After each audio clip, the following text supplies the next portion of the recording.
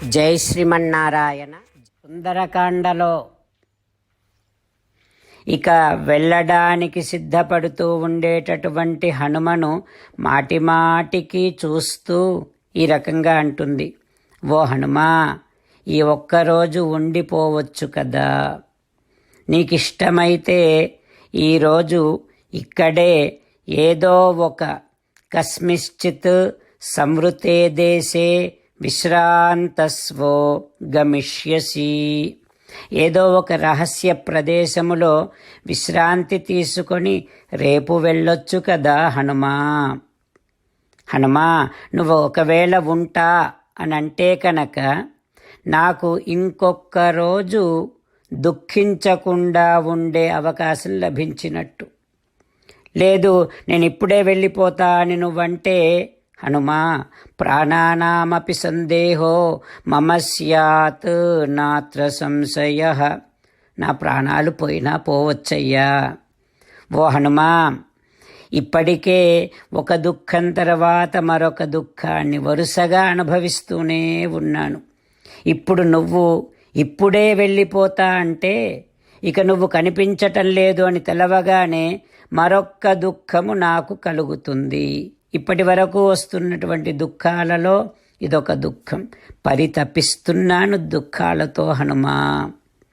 ఓ హనుమా, అయితే నాకు ఒక సందేహం కూడా ఉంది.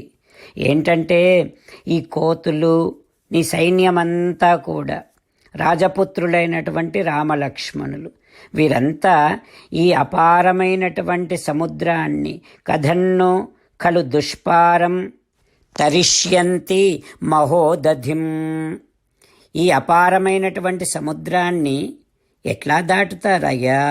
ఓ హనుమా, నాకు తెలిసి ఈ సముద్రాన్ని నువ్వు, మీ తండ్రి గారు వాయుదేవుడు, గరుత్మంతుడు, మీరు ముగ్గురే దాటగలరు అని నాకు తెలుసు.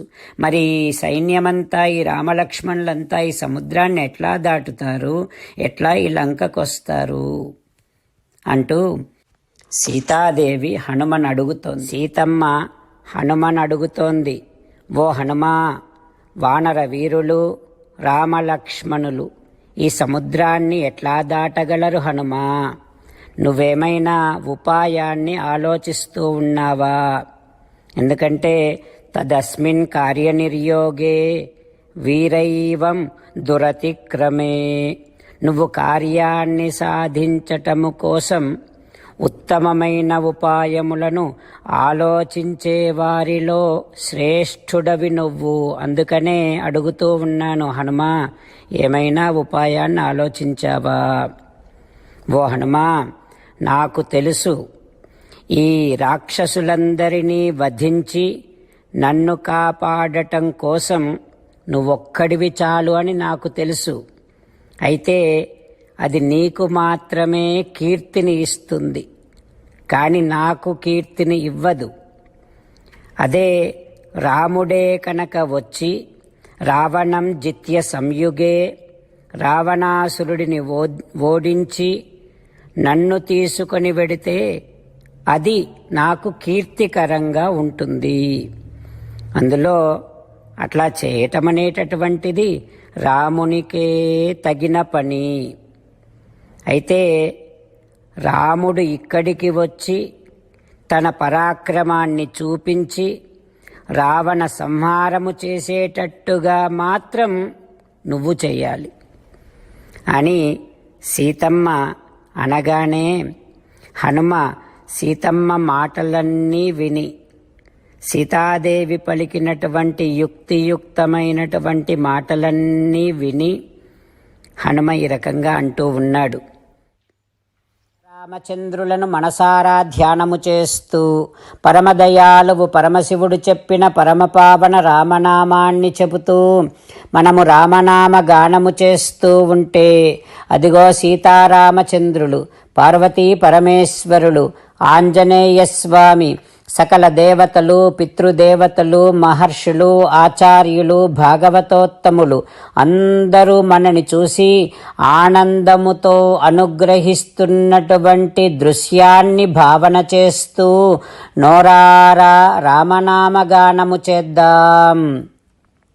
రామ రామ దశరథ రామ రామ రామ దశరథ రామ హే హే రాజా రామ హే హే రాజా రామ హే హే సీతారామ హే హే సీతారామ. జై శ్రీమన్నారాయణ. భక్తులకు ప్రత్యేకమైనటువంటి విజ్ఞాపన. మీకు అన్ని విషయాలలో వెంటనే మంచి ఫలితాలు రావాలి అనంటే ప్రతిరోజు 1 నిమిషం వెచ్చించి నారాయణాస్త్రాన్ని చదవండి. ఇక మీకు తిరిగే ఉండదు. నారాయణాస్త్రాన్ని పొందడానికి మీరేం చేయాలంటే నారాయణాస్త్రం అనే వెబ్సైట్కి వెళ్ళి మీ పేరు మీ ఈమెయిల్ ఇస్తే మీ ఈమెయిల్కి నారాయణాస్త్రం PDF వస్తుంది. అందులో ఒక రామాయణ శ్లోకం, ఒక గీతా శ్లోకం, ఒక విష్ణునామం ఉంటాయి. ఆ 3ంటిని కలిపి నారాయణాస్త్రం అంటాం. ప్రతి ఒక్కరికి వేరువేరు శ్లోకాలను ఇస్తున్నాం. ఆ రకంగా ఎవరి శ్లోకాన్ని వారు ప్రతిరోజు తప్పనిసరిగా చదవటం వలన ప్రతిరోజు ప్రతి 24,000 భక్తులతో ఒకసారి సంపూర్ణ రామాయణ పారాయణ, 33 సార్లు శ్రీమద్ భగవద్గీత పారాయణ, 24 సార్లు శ్రీ విష్ణు సహస్రనామ స్తోత్ర పారాయణ జరుగుతుంది. ప్రతి ఒక్కరికి అంతటి విశేష ఫలితము ప్రతిరోజు లభిస్తుంది. అందుకని మీరు మీ కుటుంబ సభ్యులు అందరూ ఒక్కొక్కరు ఒక్కొక్క నారాయణాస్త్రాన్ని వెంటనే పొందండి. జై శ్రీమన్నారాయణ. శ్రీమద్ భగవద్గీత సారాంశముగా 18వ అధ్యాయములో 65 నుంచి 69 శ్లోకముల ద్వారా శ్రీకృష్ణ భగవానుడు మనందరినీ ఒక 8 పనులు చేయమని చెబుతూ పరమాత్మ ఈ రకంగా అంటూ ఉన్నాడు. ఎవరెవరైతే నేను చెప్పిన ఈ 8 పనులు చేస్తారో వారందరూ నాకు చాలా ఇష్టమైన వారవుతారు. అప్పుడు వారిని నేను సకల పాపముల నుండి సకల దుఃఖముల నుండి విముక్తులను చేసి నా అంతటి వారిగా చేసుకుంటా, తరగని ఆనందాన్ని అనుభవింపచేస్తా. నిజమే చెబుతున్నా, ప్రమాణము చేసి చెబుతున్నా అంటూ సాక్షాత్తుగా దేవదేవుడైన శ్రీమన్నారాయణుడైన శ్రీకృష్ణ భగవానుడే మనను ఈ 8 పనులు చేయమని చెబుతూ ఉన్నాడు కనుక, హో శ్రీమన్నారాయణ కరిష్యే వచనం తవ, తప్పకుండా చేస్తా, నువ్వు చెప్పినట్టే చేస్తా అంటూ మనం ప్రతిరోజు దేవదేవుడైన శ్రీమన్నారాయణుడికి ఈ రకంగా మాట ఇద్దాం. హో శ్రీమన్నారాయణ, నువ్వు చెప్పినట్టే నేను నిన్నే సంతతము ధ్యానము చేస్తూ ఉంటా. హో శ్రీమన్నారాయణ, నువ్వు చెప్పినట్టే నేను నీ భక్తుడిగానే ఉంటా. హో శ్రీమన్నారాయణ, నువ్వు చెయ్యమన్నట్టే నేను నా విధులను కర్తవ్యాలను నీ సేవగా నీ తృప్తి కోసమనే సక్రమంగా నిర్వర్తిస్తూ ఉంటా. హో శ్రీమన్నారాయణ, నువ్వు చెప్పినట్టే నేను నీవాడిని అనే మహావిశ్వాసాన్ని సంతతము కలిగి ఉంటూ నా హృదయములో నీకే నమస్కరిస్తూ ఉంటా. హో శ్రీమన్నారాయణ, మామేకం శరణం వ్రజ, నన్నొక్కడిని మాత్రమే శరణు వేడుకో అని నువ్వే అన్నావు కనుక నేను నిన్ను ఒక్కడిని మాత్రమే శరణు వేడుకుంటా.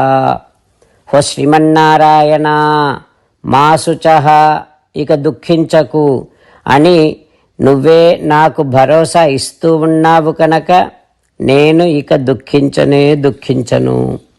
హో శ్రీమన్నారాయణ, నువ్వు చెప్పినట్టే నువ్వు నా కోసమని చెప్పిన శ్రీమద్భగవద్గీతను ఎప్పుడో ఒక్కసారి కాకుండా ప్రతిరోజు కనీసము 1 శ్లోకాన్నైనా అనుసంధానము చేస్తూ గీతోపదేశాన్ని జ్ఞాపకం చేసుకుంటూ ఉంటా. హో శ్రీమన్నారాయణ, నువ్వు చెప్పినట్టే నువ్వందరి కోసమని చెప్పిన శ్రీమద్భగవద్గీతను తెలియని భక్తులందరికీ తెలియచేసే నా వంతు ప్రయత్నాన్ని నిరంతరము కొనసాగిస్తూనే ఉంటా. హో శ్రీమన్నారాయణ, నేను నువ్వు చెప్పినట్టే చేస్తా, నీకు నచ్చినట్టే ప్రవర్తిస్తా, నీకోసమే పని చేస్తూ ఉంటా. కరిష్యే వచనం తవ. సర్వం శ్రీకృష్ణార్పణమస్తు. జై శ్రీమన్నారాయణ.